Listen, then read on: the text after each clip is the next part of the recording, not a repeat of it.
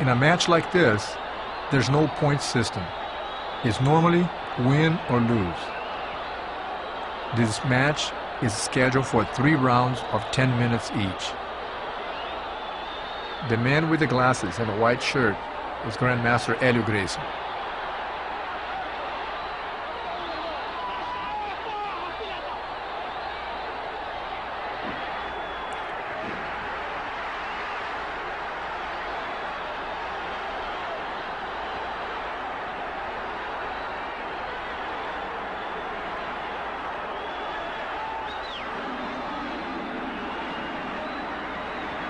If you have to fight an opponent who is bigger and stronger than you, it is not a good idea to try to exchange punches with him. Our objective is not to give the other fighter the distance he needs to hit. You want to stay too far or too close. A hit from somebody like that is the last thing you want. The jumping around you see is in hopes to disguise his approach.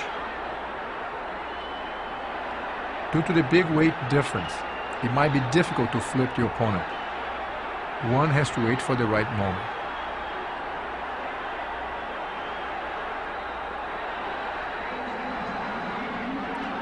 Being on the bottom does not necessarily mean that you're losing the fight, especially when you're fighting a heavier opponent.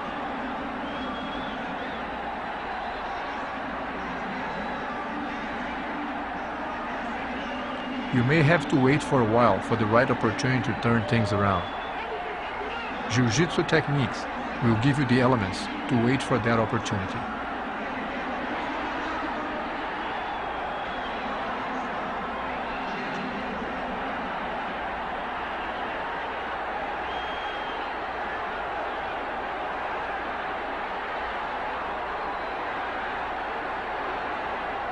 It is smart to keep the opponent very close, so he cannot develop the distance for a powerful hit.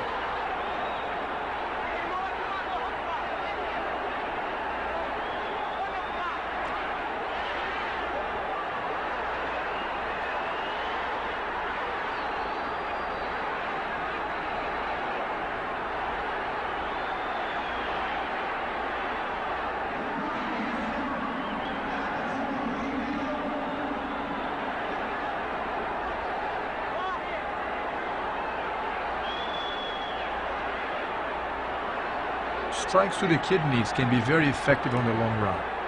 In one of my father's fights, his opponent took such a beating to the kidneys that after the fight, he was urinating fragments of the kidney.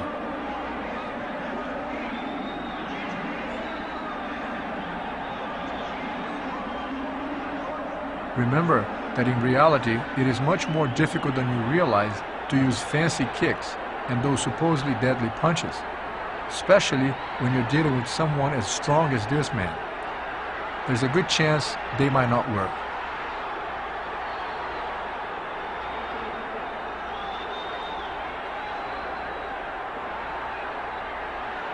As you can see, in this kind of fight, they are not trying to make it look good for the camera or the audience. They are trying to survive. In their first fight, 3 years before, the brawler was sure of victory and fought much more aggressively, but that didn't work. He was defeated with a choke hold in 12 minutes. Now, in this rematch, Rickson's second professional fight, the brawler is a little more apprehensive.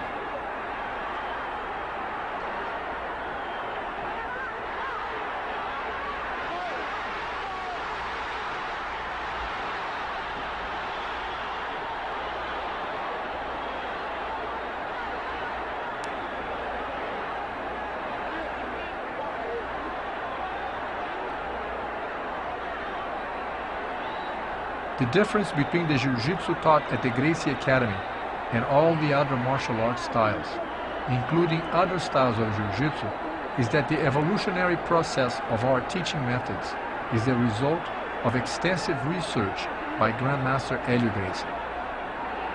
Not only did he have to adapt some of the traditional Japanese techniques to accommodate his lack of strength, but more important, was his contribution as a teacher, developing the teaching method so efficient that he could teach virtually anyone. The Gracie Jiu-Jitsu Academy in Torrance, California, is the only organization that upholds those teaching standards and is endorsed by my father, Hélio Gracie.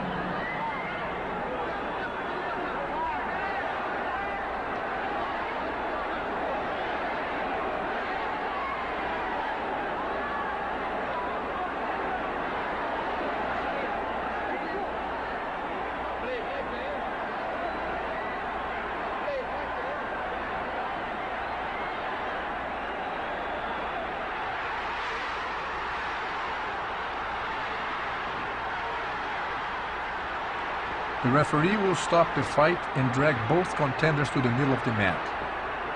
But notice that the brawler is going to sneak in a punch during the break. The referee will call his attention, but since this is not a point system fight, there's nothing he can do about it. He can't disqualify the brawler for that.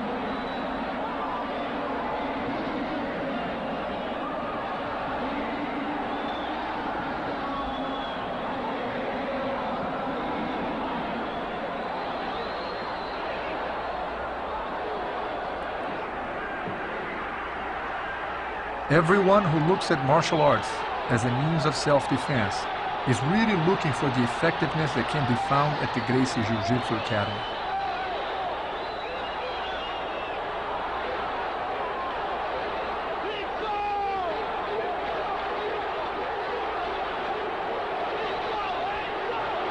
The brawler now is trying to apply the same choke as he did on the boxer in the previous fight, but the Gracie brother knows better and avoids that.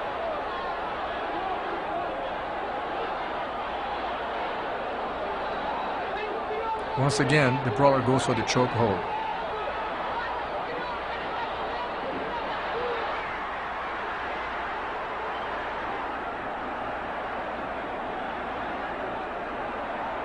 Once again, the Gracie brother prevents him from succeeding.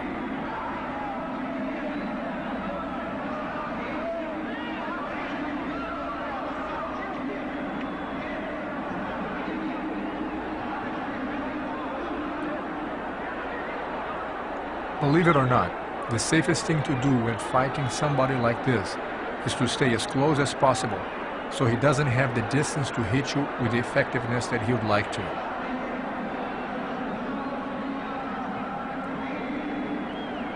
Knowing the proper techniques of Jiu-Jitsu gives you the confidence to lunge in.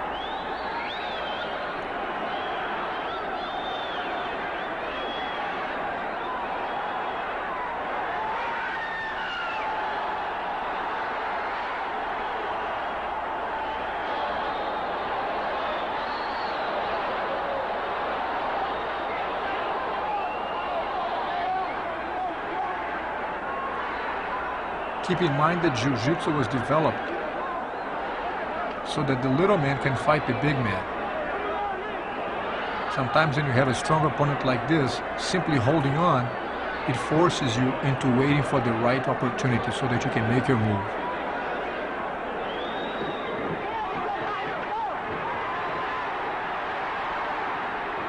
That is the end of the first round.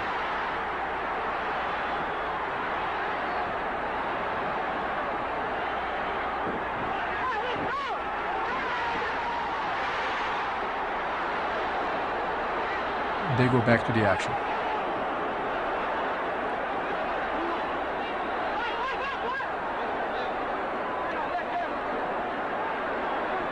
The big man now is trying some intimidation techniques.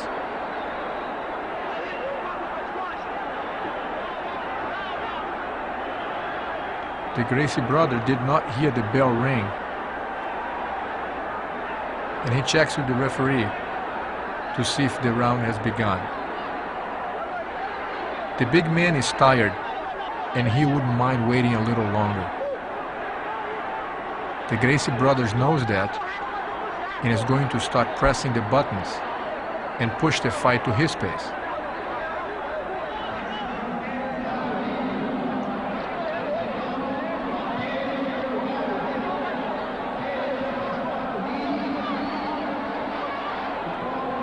As they fall down, the brawler almost accomplishes a crucial top position, but proper leg work prevents it.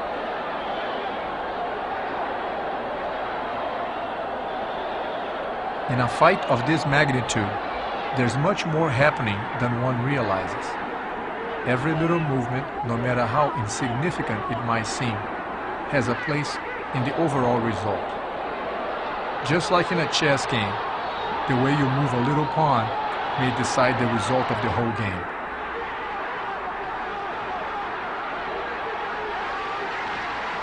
You can actually feel your opponent's thoughts. It is important that you don't think they are just holding on to each other.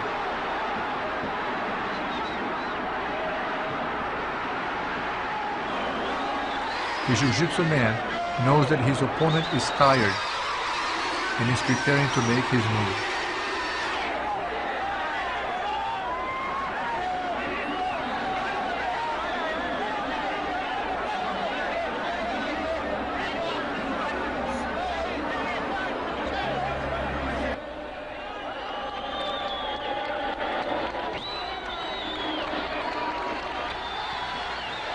He works his way around the back of his opponent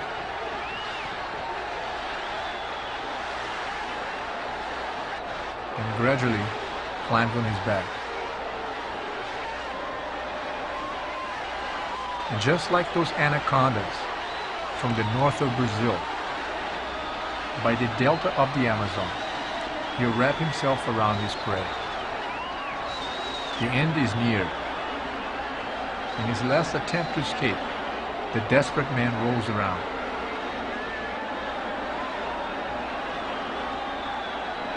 He even tries eye gouging, but with the squeeze on the neck, the wild man taps out, and the tradition of the Gracie Jiu-Jitsu Academy lives on.